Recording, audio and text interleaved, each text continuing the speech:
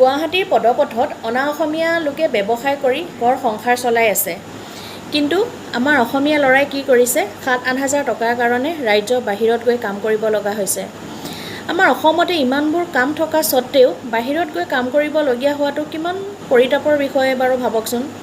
সেইদিনাখন মই কিবা এটা কামত গুৱাহাটীলৈ যাওঁতে দুজন ব্যক্তিৰ লগত বহি আছিলোঁ। বহি থাকোঁতে ইটো সিটো বহুত কথাই ওলাইছিল। ওলাওঁতে এই কথাটো ওলাল যে আমাৰ অসমীয়া ল'ৰাক কিছুমান সচেতন ব্যক্তিয়ে ব্যৱসায় কৰিবৰ কাৰণে টকা পইচা দিয়ে, কিছুমানে বয় বস্তুও কিনি দিয়ে।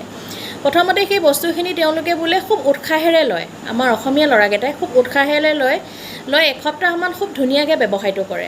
তাৰ পাছত সিহঁতে সেই মানুহকেইজনে দিয়া টকা পইচা বা বয় বস্তু গোটেইখিনি লৈ ল'ৰাকেইটা নোহোৱা হৈ যায়গৈ। গতিকে অসমীয়া ল'ৰাই এই মানসিকতাই ভৱিষ্যতৰ এই অসমখনক কোনফালে লৈ গৈ আছে? মই সেইদিনাখন কথাটো শুনি খুব বেয়া লাগিছে।